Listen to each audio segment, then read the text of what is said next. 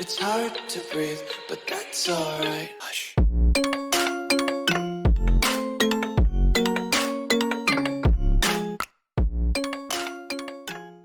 Hey people, so I wanted to just quickly recap today's trade. I'm going to try and recap every single trade until I release the course, and then obviously I'll throw more from time to time as well. So this is a trade on pound and dollar. If you look at the overall trend, you can see it's pretty bearish, right? We're overall moving to the downside, so it makes sense to look for sales, right? So when we jump down to the 1 minute time frame, before I do that, I just want to say this is a 15-minute refined order block. So I identified it on a higher time frame, specifically the 4 hour to the 2 hour, and then I just refined it to this 15-minute last up candle before the down move. Okay. Now, if we just go to the 1 minute time frame, I'll show you pretty much everything. I walked through what I did. So obviously we had the previous Asian range. We had the false move, which obviously cleared liquidity from the lows of the Asian range. As you can see, it's just collecting these equal lows.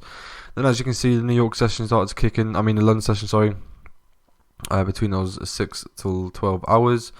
Well, not 6 to 12 hours, but between 6 a.m. till 12 noon. And as you can see, we've seen that London bullish move on the pound. And then as the New York session kicked in, we were expecting that sell-off from this overall supply zone. And obviously, this wasn't a perfect trade in the world, most perfect trade in the world. But I'm just trying to recap every single trade that I take, so you can use it as a learning curve. So there's many things that I did wrong, and I'll discuss that with you shortly. But yeah, as you can see, price tapped into the overall supply zone, broken structure. You could have mitigated this order block here and looked to sell from there. However, price broke in this structure, again closed below this one, and also took out this structure. Price came and tested this small time frame supply zone, as you can see there, right? 1 minute time frame supply zone, sorry. And pretty much what we was looking at is obviously to sell from there and obviously target these demand zones. We've got to take these demand zones into account pretty much. But as you can see, price came back down. And at the time of setting this, I was on the 15-minute chart and I was looking for my alert to go off, which was right here, right? And this is how I managed it, stupidly, because if I just went on the 1 minute time frame and monitored the 1 minute 1 minute demand zones, then it would have been a different story. I would have took that, all 8.5%, right? But I ended up closing for around 2.88%.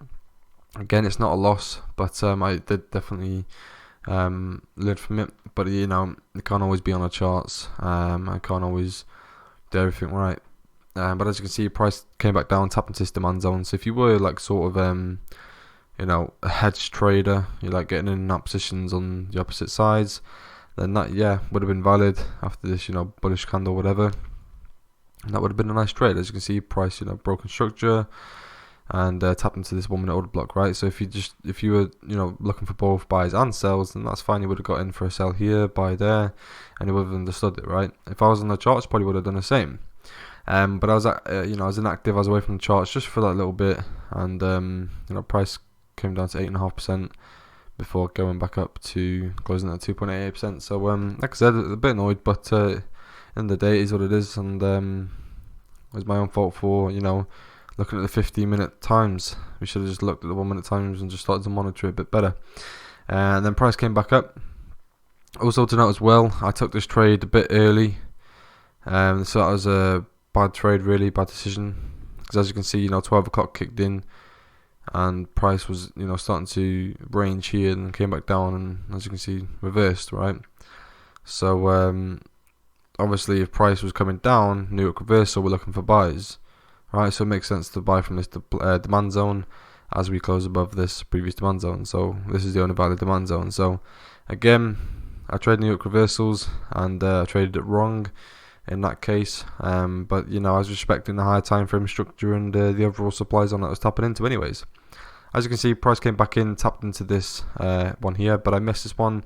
I don't think I was on the charts between this time because it was I exited the trade at 12:30.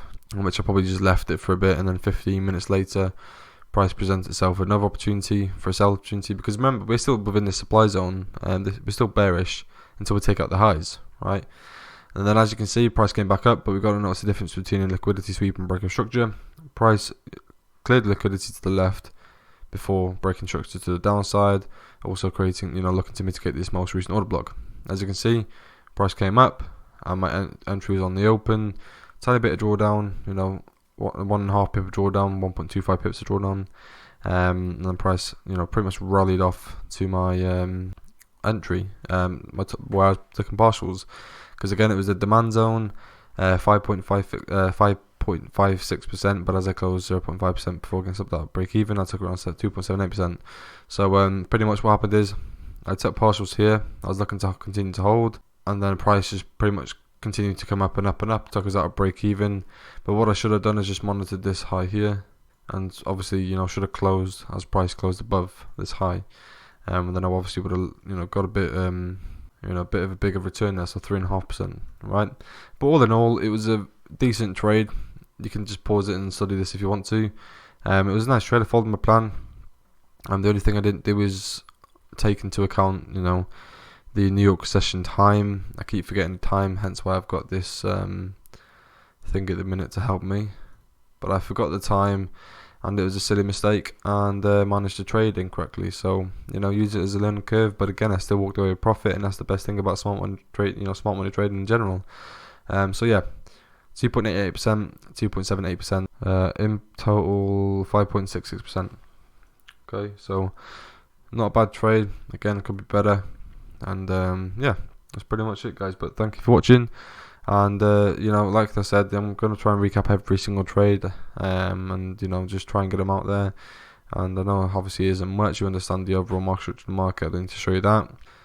Just build a narrative from the high time frames and just do it down to the low time frames. So yeah, thank you for watching, guys, and I'll catch you on the next trade recap.